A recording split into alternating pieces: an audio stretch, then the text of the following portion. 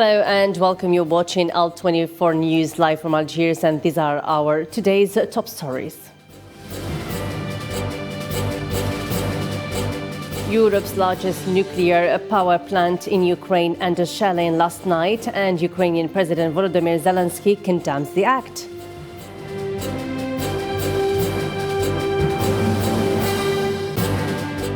Russian forces have launched full-scale military operation in Ukraine. Multiple Ukrainian cities and villages were shelled. Plus,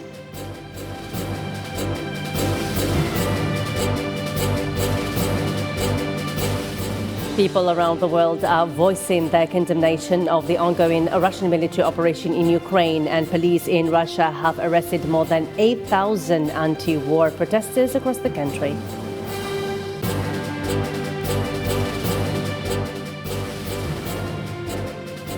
And the White House announced sanctions on several Russian oligarchs and individuals in Vladimir Putin's circle. The measures come as Washington and its allies push to increase pressure on Moscow.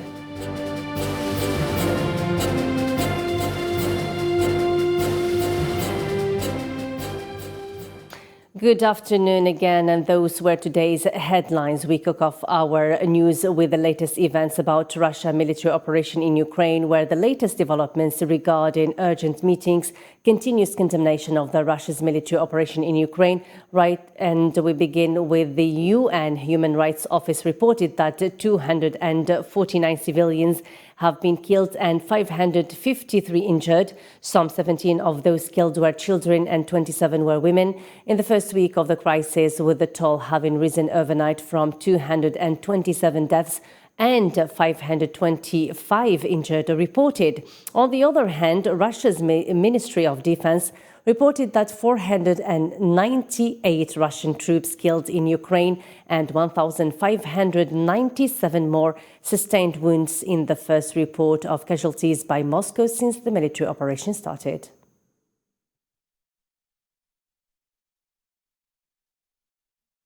Ukrainian President Volodymyr Zelensky calls on the West to increase military assistance to Ukraine or to set a specific date for the closure of the Ukrainian sky. Let's have a listen. They are specifically killing our people. This is happening both from the territory of Belarus and from the territory of Russia. These missiles, bombs, explosive planes, bombers are flying. All this happens. I ask to close the sky. I turn to President Biden. I seem to have turned to Scholz and Macron. I say it seems because I make 20 to 30 international calls a day. I do it every day. And I said that if you can't block the sky now, then tell us when it will be possible.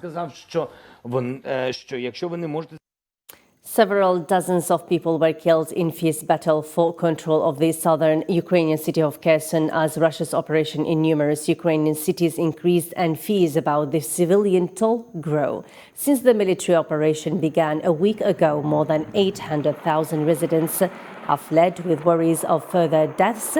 On Wednesday morning, Ukraine's State Emergency Service reported heavy shelling and bombing of Kharkiv, the country's second biggest city.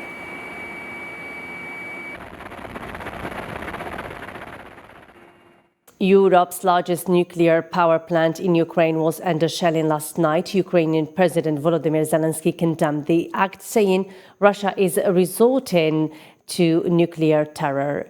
Nabil Khazini reports. Images enough to send shudders around the world and to frighten European leaders. Last night, Europe's largest nuclear power plant was under shelling. Today, it is under the control of the Russian forces, and this has raised concern in the UN nuclear watchdog. Ukrainian President Volodymyr Zelensky accused Moscow of resorting to nuclear terror. We are alerting everyone to the fact that no other country except Russia has ever fired on nuclear power plants. This is the first time in our history, the first time in the history of mankind. This terrorist state now resorts to nuclear terror. After speaking with Ukraine's energy minister about the situation at the nuclear power plant, U.S. Secretary of Energy Jennifer Granholm tweeted that her country has activated its nuclear incident response team and is monitoring the situation along with the Department of Defense. Energy has activated its nuclear incident response team and is monitoring events in consultation with Department of Defense, NRC Gov, and the White House. We've seen no elevated radiation readings near the facility. Russian troops have advanced in many parts of Ukraine. Earlier this week, citizens of Inner Hodor in southeastern Ukraine blocked the entrance to the town with trucks, barricades, and a human chain to prevent Russian forces from entering. The city is home to the nuclear power plant, the largest in Europe and the 10th in the world, whose workers have joined the blockade. NATO foreign ministers arrived for a meeting on the crisis in Ukraine. NATO foreign ministers condemned Russia's targeting of Ukrainian nuclear power plant. We strongly condemn this attack on the integrity of a nuclear structure whose security must be guaranteed. And we strongly support the initiatives of the International Atomic Energy Agency to ask Russia to cease all aggression of this type. Demander à la Russie de cesser toute agression de ce type. Late in the night, obviously we condemn such an egregious attack that puts the security and health of civilians at risk, not only in the city but also throughout the region. We have to strengthen the eastern flank of NATO. Speaking of NATO action, as the European Union, we will continue to discuss sanctions, and we have to make sure that all international community understand that this is a serious violation of any thinkable international law and even nuclear regulation. Okay, so. NATO Secretary General Jens Stoltenberg has condemned the bombardments by Russian forces that hit the Zaporozhye nuclear power plant in southern Ukraine and called for an end to the war. Let's have a listen. We condemn the attacks on civilians, and over the night we have also seen reports about the attack against the nuclear power plant. This just demonstrates the recklessness of this war and the importance of ending it, and the importance of Russia withdrawing all its troops and engaging good faith in diplomatic efforts. Always with the same context, the Director General of the International Atomic Energy Agency, Rafael Grossi, declared that the security systems of the 6 reactors of the plant have not been affected and that there is no release of radioactive materials after the shelling by Russian forces on Ukraine's nuclear power plant. So it's important to say that all the safety systems of the 6 reactors at the plant were not affected at all, and that there has been no release of radioactive material. No release of radioactive material. I have indicated to both the Russian Federation and the Ukraine my availability and disposition to travel to Chernobyl as soon as possible, so that these 7 crucial pillars are never again compromised. Russian forces have launched full-scale military operation in Ukraine. Multiple Ukrainian cities and villages were shelled by missiles, helicopters and tanks, while ground forces had begun operating in multiple parts of Ukraine. Sofian Kenturi reports. Russia stepped up its bombardment of Ukraine's biggest cities, firing missiles on target in populated areas as Vladimir Putin forces turned to more fierce military tactics in a bid to regain momentum. On the first week of the operation, a Russian military struck Kyiv's television tower, briefly disrupting broadcast. According to Ukraine's President Vladimir Zelensky, a video provided by Ukrainian officials showed additional explosions nearby Bin Yar, Holocaust monument which killed at least 5 people. What is the point of saying never again for 80 years? If the world stays silent when a bomb drops on the same site of Babin Yar, at least 5 killed. History repeating. The operation and the bombardment reached Chernihiv, Kherson and Zhytomyr just few days after the operation started, causing human and material damages. In Kharkiv, a large explosion struck central, Ukraine's second largest city, on Tuesday directly in front of the city's administration building, creating a huge fireball that appeared in a video to engulf several cars driving through an area called Freedom Square. In the same city, residents accused Russian forces of targeting civilians. On the other side, Russian President Vladimir Putin says that the Russian army is fighting bravely like real heroes in Ukraine against nationalist and neo-Nazi groups, and among them foreign mercenaries, including some from the Middle East. Let's have a listen. The course of military action itself shows exactly who we are fighting against: nationalist and neo-Nazi groups, and among them foreign mercenaries, including some from the Middle East who use peaceful civilians as human shields.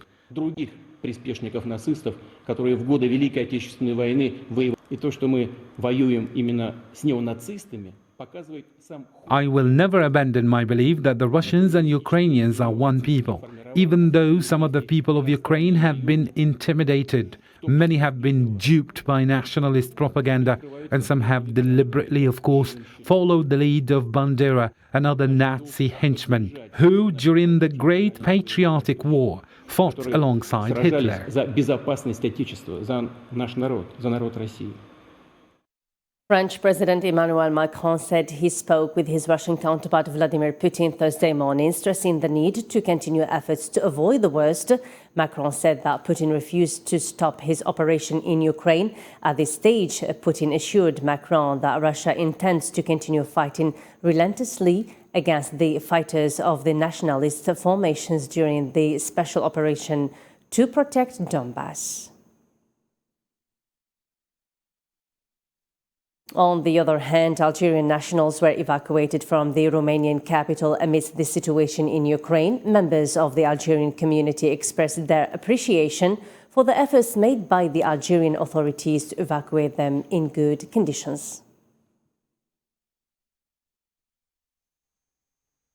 There was shelling in Dnipro, so we were transferred to Lviv by bus and then went by foot till the Polish frontier, walking for 75 kilometers.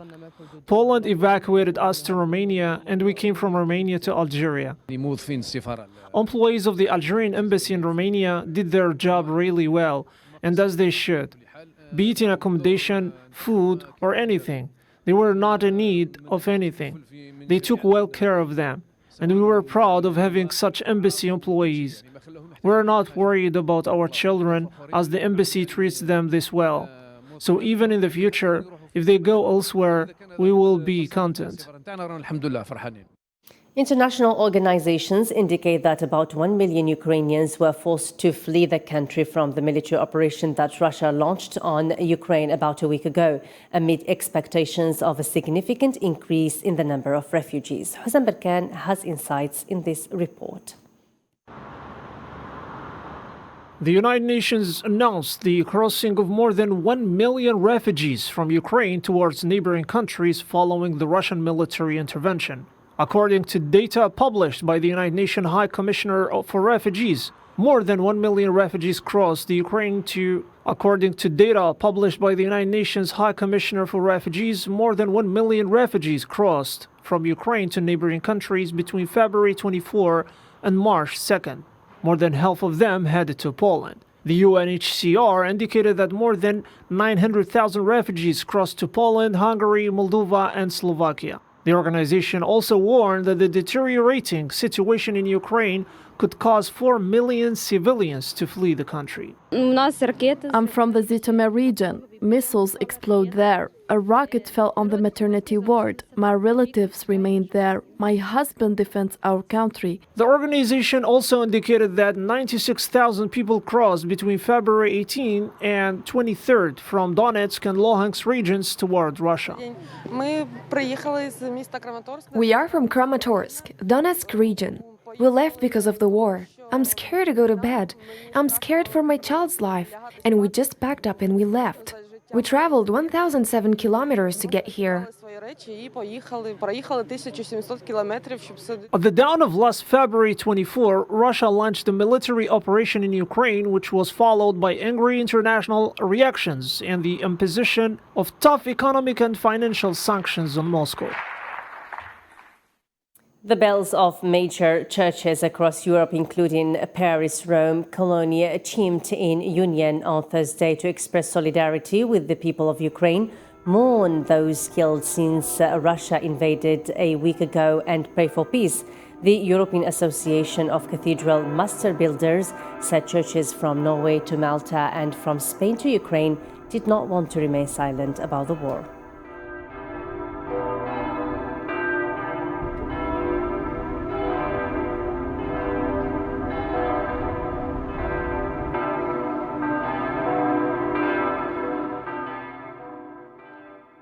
European interior ministers who met Thursday in Brussels agreed to grant temporary protection in the European Union to refugees fleeing war in Ukraine. The ministers did not clarify whether this measure would also apply to refugees who fled Ukraine and do not hold Ukrainian citizenship, noting that this is an issue that divides member states in light of the opposition of some of them.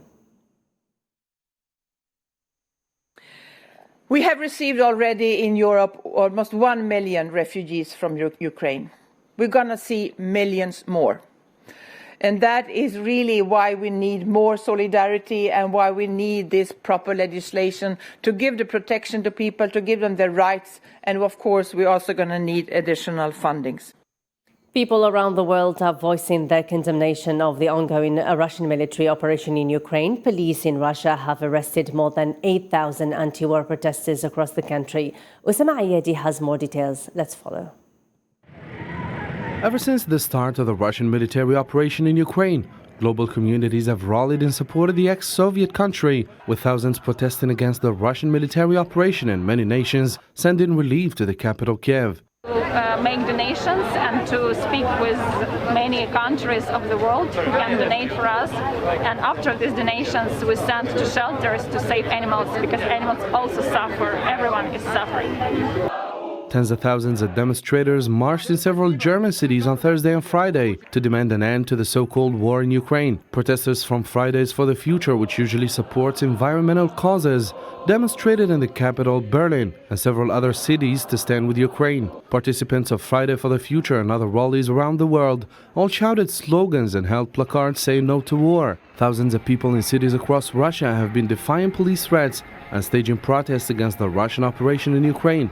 Authorities have a low tolerance for demonstrations and marches, and attending them can cause serious consequences, including fines, arrests, and even imprisonment. I'm very disappointed, and all Russians very disappointed about this, what happened. When it's just started, Police in Russia have arrested more than 8,000 anti-war protesters across the country as demonstrations continue to show condemnation of the military action that took the lives of numbers of civilians and support for the Ukrainian people. Protests come at a time when Russian forces shelled the Ukrainian nuclear power plant, Zaporizhzhia, which could cause a disastrous damage. Ukraine's foreign minister stated that the explosion could have been 10 times the Chernobyl explosion.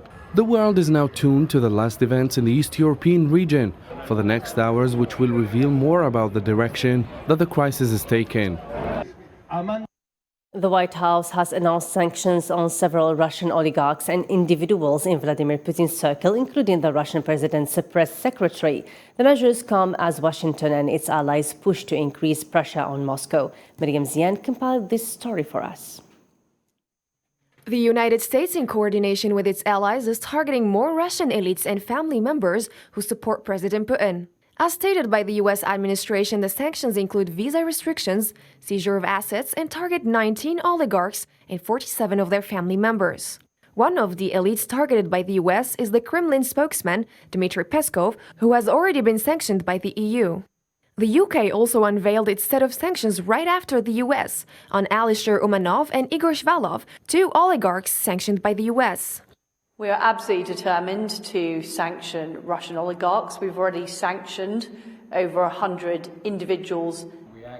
Later, President Biden said that sanctions impacted Putin and those around him. Similarly, Jen Psaki, in a press conference at the White House, said that those measures were an effective approach. The severe economic sanctions on Putin and all those folks around him, choking off access to technology as well as cutting off access to the global financial system. It's had a profound impact already. The U.S. Justice Department established a task force earlier this week with the aim of penalizing Russia's oligarchs. The Justice Department will use all of its authorities to seize the assets of individuals and entities who violate these sanctions. As for Russian oil import sanctions, the Biden administration does not plan to end the imports yet. However, House Speaker Nancy Pelosi said that she was all for that when asked at her weekly policy news conference. I'm all for that. Ban it. Ban the oil. Ban the oil come from Russia. Yep. The U.S. administration is required to impose sanctions on any country that has transactions with Iran, North Korea, or Russia. While Western sanctions begin to raise, Germany opposes a ban on imports of Russia oil, gas, coal, even as it underlines the urgency to reduce reliance on Moscow for energy supplies. Germany's economy minister Robert Habeck spoke at a press conference where he spoke out against the ban on energy imports from Russia. I would not advocate an embargo on Russian imports of fossil fuels. I would even oppose it. We need these energy supplies to maintain the price stability and energy security in Germany. A China-led development bank has suspended all business with Russia and Belarus, a possible sign of the limits of Beijing's support for Moscow as it faces sanctions and censure over its war in Ukraine. The Asian Infrastructure Investment Bank said it to pull all activities related to the two countries on hold in light of the evolving economic and financial situation. According to the Ukrainian president, at least 16,000 people from overseas have volunteered to fight in Ukraine against Russia's military operation, and some have already started arriving. Former soldiers, emergency responders, and civilians from countries including the UK, USA, Canada, and Europe are preparing to put their lives on the line in the largest ground war in Europe since the Second World War. And finally, oil prices remained volatile on Friday amid the continuing disruption of supplies from Russia due to sanctions over the Ukraine conflict. Brent crude futures for May rose to as much as $114.23 a barrel and were at $113.72, up $3.26. The details in this report. Let's follow. Oil prices briefly fell on Thursday as investors were encouraged by the prospects of a revival of a nuclear deal with Iran, which would boost oil exports from Tehran. However, fears of continued oil price hikes remain. JP Morgan warned on Thursday that Brent crude could end the year at $185 a barrel if supplies from Russia continue to be disrupted. Oil prices have skyrocketed, with Brent crude approaching $120 earlier Thursday as traders shun Russian oil after Moscow's military operation in Ukraine. US President Joe Biden is facing calls to ban Russian imports of energy, but so far has not imposed full-blown sanctions on oil. Currently, 66% of Russian oil is struggling to find buyers, JP Morgan analysts said in the note. In the short term, the scale of the supply shock is so large that oil prices need to reach and stay at $120 a barrel for months to incentivize demand destruction, the analyst said, assuming there would be no immediate return of Iranian crude barrels. As sanctions have widened and the shift to energy security takes on an urgent priority, there will likely be ramifications for Russian oil sales into Europe and the US, potentially impacting up to 4.3 million barrels per day, according to the analysts. The bank maintained its price forecast, which calls for Brent to average $110 a barrel in the second quarter, $100 in the third quarter, and $90 in the fourth. Without returning of Iranian barrels to the market, the bank expects oil prices to average $115 in the second quarter, $105 in the third, and $95 by the fourth. And now it's time to have a reminder of our main top stories. Europe's largest nuclear power plant in Ukraine under shelling last night, and Ukrainian President Volodymyr Zelensky condemns the act.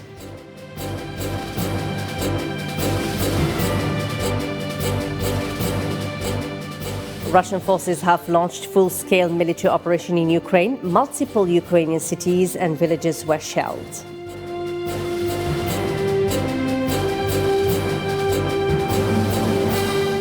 People around the world are voicing their condemnation of the ongoing Russian military operation in Ukraine, and police in Russia have arrested more than 8,000 anti-war protesters across the country.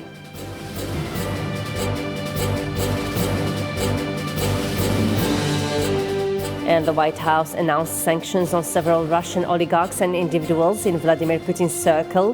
The measures come as Washington and its allies push to increase pressure on Moscow.